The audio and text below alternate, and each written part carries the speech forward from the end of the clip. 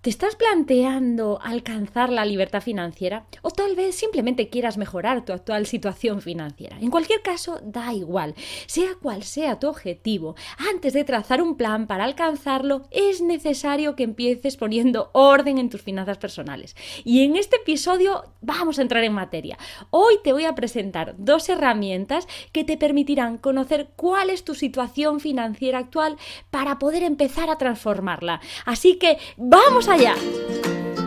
Hola, ¿qué tal? Yo soy María José Soto. Bienvenido al episodio 21 de Impulsa tu vida paso a paso, el podcast para inconformistas que no buscamos fórmulas mágicas, sino que creemos que la verdadera magia está en dar un paso cada día para alcanzar la vida que nos hemos propuesto. Cuando queremos cambiar nuestra situación en cualquier ámbito de nuestra vida, es necesario que tengamos claros 2 puntos.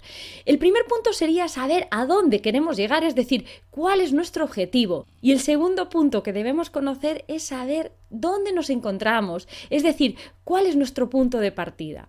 Está claro, ¿no? ¿No te parece que si, por ejemplo, quieres ir a Madrid, es necesario saber si te encuentras en Sevilla o en Santander, que el camino no va a ser el mismo?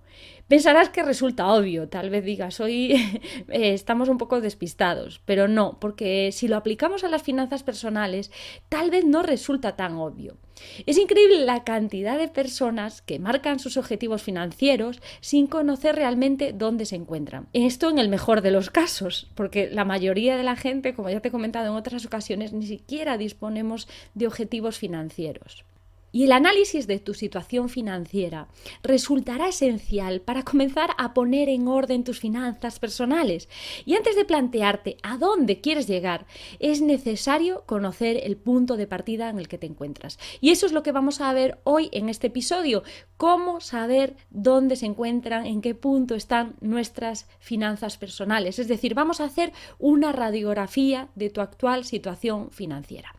Y el primer paso o la primera herramienta sería el balance personal.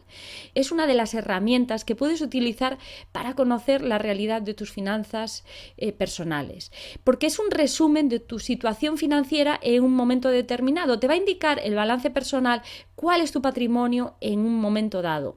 Es decir, la diferencia entre lo que tienes, lo que serían los activos, y lo que debes, o pasivos, también conocidos como pasivos. Pero ¿por qué es tan interesante que realices un balance personal? Como te decía, se trata de un buen indicador de tu salud financiera en este preciso momento. Su cálculo te resultará además rápido y sencillo y podrás utilizarlo como un valor además de referencia para analizar la evolución de tus finanzas en el futuro, porque puedes hacer un balance en la situación actual, un balance a mitad de año o a final de año, o incluso un balance a nivel mensual, lo puedes hacer mensualmente. Y es motivador, a mí por lo menos me motiva ir viendo cómo evoluciona mi patrimonio, saber que evoluciona de una forma positiva. Y vamos a ver, ¿cómo calcular el balance personal? ¿Cómo se calcula? El cálculo resulta de verdad bastante sencillo y vamos a verlo paso a paso. Lo primero que te recomiendo es que crees una hoja de cálculo, en un Excel, por ejemplo. Puedes hacerlo también con papel y boli, pero yo creo que es mejor que lo hagas, como te decía, en una aplicación tipo Excel. De esta manera, pues te va a servir de base para realizar pues, nuevos cálculos acerca de tu situación en los distintos momentos que quieras hacerlo, como habíamos comentado, pues mensualmente, semestralmente o incluso anualmente. Y puedes almacenar los datos pues, para hacer comparativas, que es uno de los cálculos que a mí más me gusta hacer. Tienes que hacer 2 columnas. Una vez que tengas tanto esta hoja de Excel como si quieres hacerlo con papel y boli, tienes que hacer 2 columnas. Y en una columna vas a incluir los activos, es decir, lo que tú tienes, el valor de lo que tienes, y en otra columna vas a incluir los pasivos o lo que debes. Vamos a empezar con los activos. En este caso yo separaría los activos en 2 grupos. Por un lado, los activos que equivalen a dinero, les llamaremos activos reales, y en ellos vas a incluir el dinero que tengas en las cuentas corrientes, en efectivo, tus cuentas de ahorro, depósitos a plazo fijo y otro tipo de inversiones como las de renta variable o fondos de inversión, pero que sean dinero en efectivo. Y por otro lado vas a indicar un segundo grupo con los activos que podemos convertir en dinero. Serán los activos posibles. Y en ellos debes incluir todos tus bienes inmobiliarios, vehículos, es decir, cualquier bien material que podamos vender.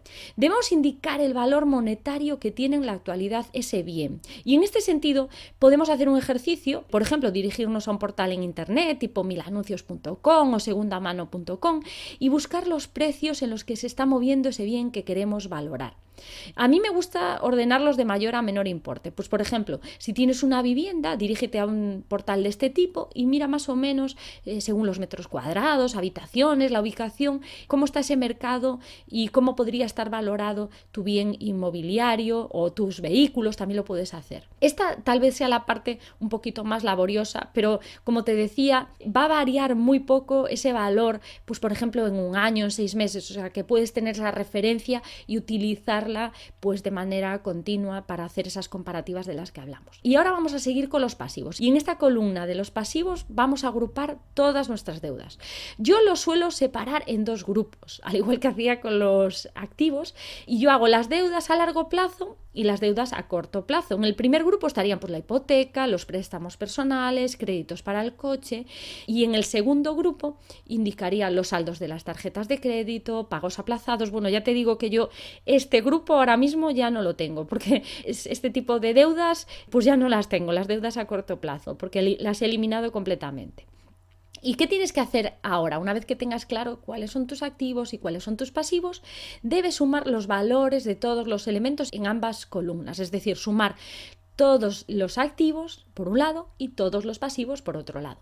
¿Y cómo vamos a calcular el patrimonio que tenemos? Es decir, hacer el balance final sería restando la cifra de los pasivos a los activos. Y esta nos va a dar, como te decía, la radiografía de nuestra actual situación patrimonial o de cómo están nuestros activos respecto de tus pasivos. Lo ideal es que te dé una cifra positiva, es decir, que tus activos supere el valor de tus pasivos. Y suele ser así, porque aunque tengas una deuda, lo normal es que sea inferior al valor de esa vivienda o de ese coche. El siguiente paso sería conocer el estado de flujo de caja o de efectivo. Sería la segunda herramienta que te recomiendo en este episodio. Una vez que ya has realizado tu primer balance de situación, ya conoces qué es lo que tienes.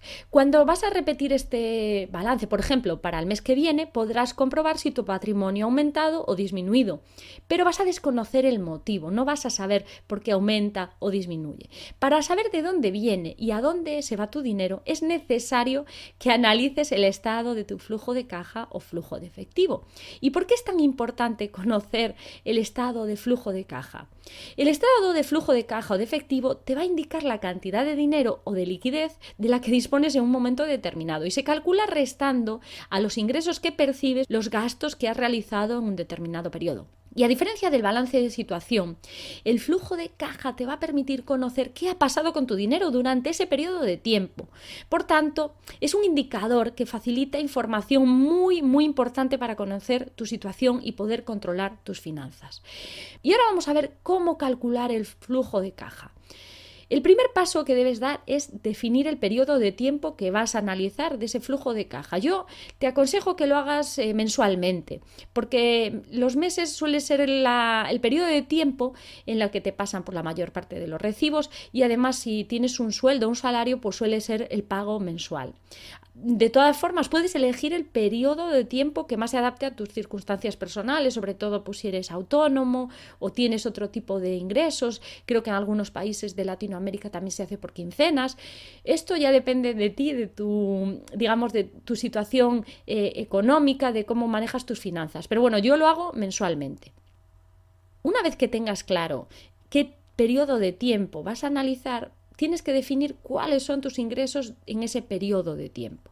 Para empezar, debes listar en una hoja de cálculo, como habíamos dicho, puedes hacerlo también en una hoja en papel, pues debes calcular cuáles son todas tus fuentes de ingresos mensuales e indicar el importe. Desde ingresos derivados de tu actividad laboral, como ingresos procedentes de otras fuentes, como pueden ser dividendos o ingresos por actividades paralelas. Estos ingresos pueden ser puntuales o periódicos. Y el siguiente paso que debes dar es definir y clasificar tus gastos. Y este es sin duda el paso que más te va a costar. De todas formas, te voy a decir que hay 2 formas de hacerla. Puedes hacerlo de la forma más sencilla.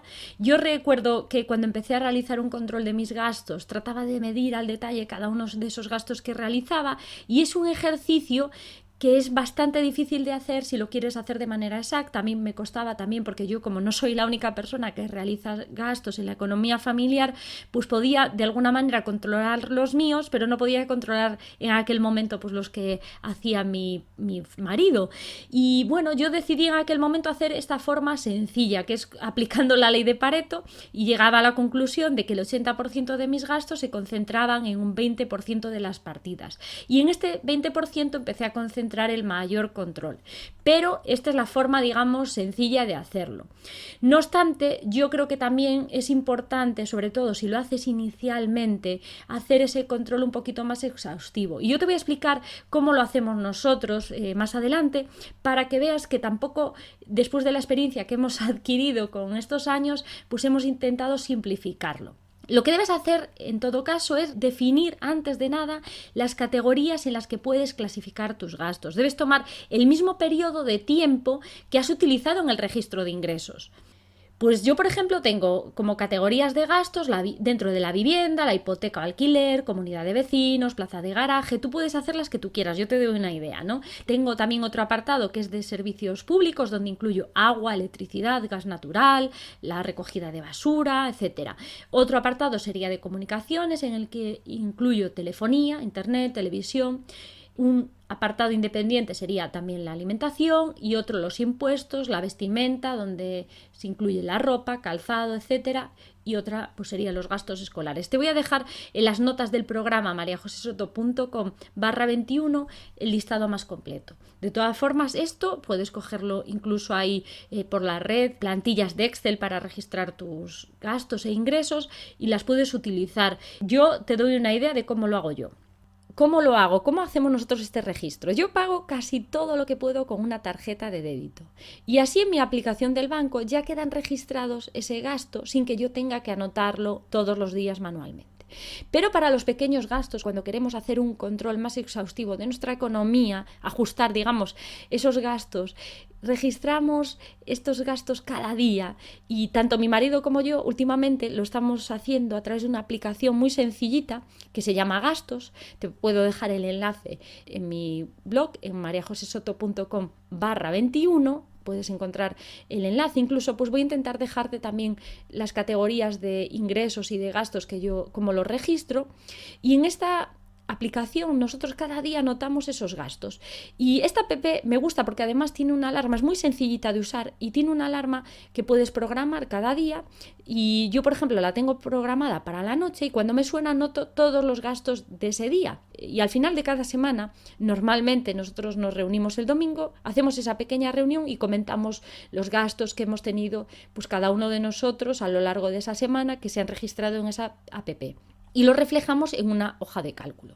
Y además revisamos los gastos de la semana que se han registrado en nuestras cuentas, y también los volcamos a la hoja de cálculo en función de esas categorías que ya te he dicho.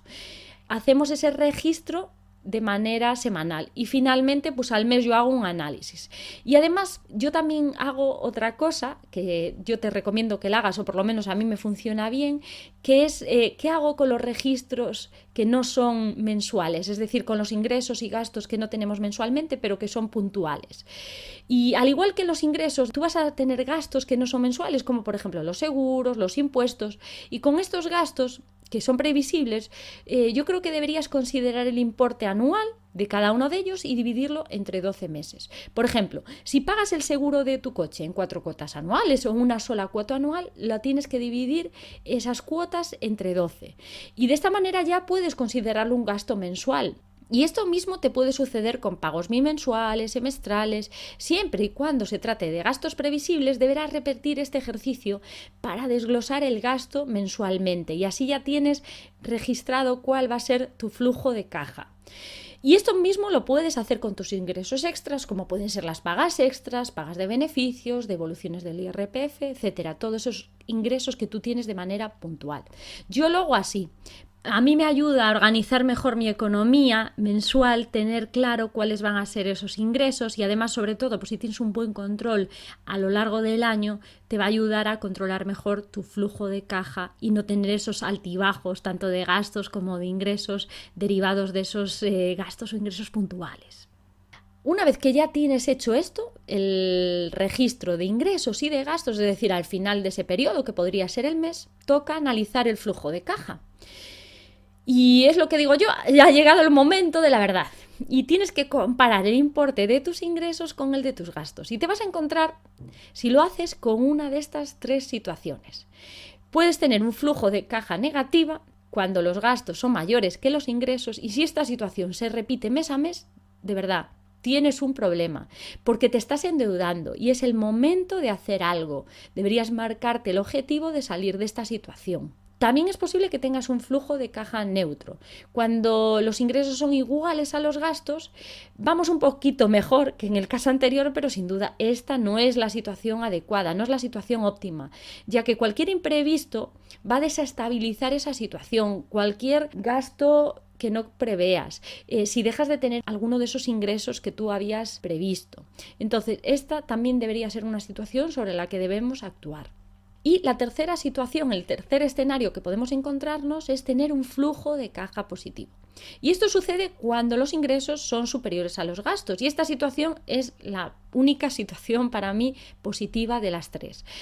Habría que analizar el porcentaje de ahorro, es decir, en qué se invierte este ahorro, etc. Y este tema lo vamos a tratar más adelante en otro episodio. Pero bueno, que sepas que esta es la situación ideal de partida. ¿Cuáles son mis consejos que te doy sobre el cálculo del flujo de caja? Yo lo haría con una frecuencia mensual, como te decía inicialmente, y compararía sobre todo, a mí me gusta tener datos sobre monitorizar todo lo que hago, sobre todo pues para ver la evolución, ¿no? Y es para mí interesante este dato, sobre todo para ir comparando la evolución en un determinado periodo de tiempo. Yo te recomendaría por lo menos que hagas un flujo de caja mensual, si lo vas a hacer mensual, durante un trimestre. Y empieces a evaluar, si empiezas a tomar decisiones, cómo eso afecta a tu flujo de caja. Trata de convertir todos tus ingresos y gastos a un valor mensual. Ya te lo expliqué antes, si esto es el valor que estás considerando, para hacerlo de una manera más justa. A mí me ha ayudado mucho a controlar los ingresos y gastos el dividirlos mensualmente. No te compliques haciendo un registro exhaustivo si esto te frena. Lo ideal es que tengas controlados todos tus gastos y todos tus ingresos. Pero si esto supone un freno para ti, es mejor que hagas un registro de lo más gordo, digamos, que no hagas nada. Porque supone un gran esfuerzo y puede ser un motivo de abandono y de desmotivación, y yo no quiero esto. Yo quiero que, sobre todo, que conozcas el resultado final, que sepas si tu estado de flujo de caja es positivo o negativo. Y si después de varios meses determinas que tienes gastos importantes que no has controlado, ves que de alguna manera ese flujo de caja no es fácilmente controlable, es el momento de que entres en mayor detalle. O si lo quieres hacer desde el principio y te ves con ganas, perfecto. Pero yo lo que no quiero es que dejes de hacer este control. Intenta pagar el mayor número de compras con una tarjeta, que no sea de crédito, una tarjeta de débito, porque de esta manera va a quedar registrado en tu cuenta y podrás controlar mejor esos gastos. Domicilia todos los pagos que puedas y así de esta manera pues también van a quedar registrados para un mejor control. Yo te doy estos consejos que son los que yo he venido aplicando en estos últimos años. Y cuando tengas hechos estos 2 ejercicios, es el momento de que analices la situación en la que te encuentras. Y debes responder a las siguientes cuestiones sobre tu situación financiera. Lo primero que deberías saber es cuánto consigues ahorrar al año. Esto si lo haces durante un año, o cuánto consigues ahorrar mes a mes, o cuánto consigues ahorrar al trimestre si puedes hacerlo. ¿Durante cuántos meses podrías mantener el estilo de vida que llevas si se cortasen de repente todos estos ingresos? Esto te lo había explicado en el episodio 9, donde te hablaba sobre los ejercicios que nos planteó Alfio Bardola en el evento Wake Up Call. Y en este evento, pues Alfio Bardola nos planteaba cómo saber cuál era nuestro índice de libertad financiera, que podrías utilizarlo también si quieres analizar tu situación financiera. Porque es importante saber si hoy se cortan nuestros flujos de ingresos, que esto puede pasar, si te despiden, si tus ingresos vienen de una fuente de un trabajo por cuenta ajena, o si tienes problemas con tu negocio, cuánto podrías mantener tu estilo de vida. Y deberías, esto lo veremos en otro paso, digamos, en otro episodio, deberías tener lo que llamamos un fondo de seguridad para poder evitar encontrarte en una situación incómoda si se cortan tus ingresos o si se reducen. cómo valoras tu patrimonio neto, si estás satisfecho de tu actual situación financiera, qué te gustaría cambiar y cuál ha sido tu evolución financiera durante los últimos 5 años. Piénsalo, si ha sido a mejor o ha sido a peor. ¿Y te gustaría mantener esta evolución en los 5 años siguientes o quieres mejorarla? Porque empeorarla seguro que no. Así que si utilizas estas 2 herramientas y adquieres el hábito de registrar y monitorizar tus ingresos y gastos, estarás dando uno de los pasos más importantes para mejorar tu salud financiera. Estarás haciendo lo que no hacen el 90% de las personas. Sin duda, si has hecho el ejercicio que te proponía en el episodio 19 y empiezas a reprogramar tus creencias sobre el dinero, algo que creo que es básico para cambiar tu situación financiera, y ahora pasas a la acción haciendo esta radiografía de tu estado financiero, ya estás preparado para dar el siguiente paso, que sería definir tus objetivos financieros. Esto lo dejaremos para otro episodio, pero antes asegúrate de tener una base sólida sobre la que empezar a construir y mantener una situación financiera completamente distinta a la que has tenido hasta ahora. Escucha y aplica el contenido que te comparto en el episodio 19 y haz esa radiografía de tus finanzas que te propongo en este episodio. Y sobre todo, que es muy importante, disfruta siempre del camino. Y hasta aquí el episodio de hoy. Te agradecería que si te ha gustado y te resulta útil el contenido, pues que me dejes un comentario y un like en iVoox o una reseña de 5 estrellas en iTunes. Y no olvides suscribirte al podcast si todavía no lo has hecho. Muchas gracias por seguir acompañándome en este camino. ¡Hasta luego!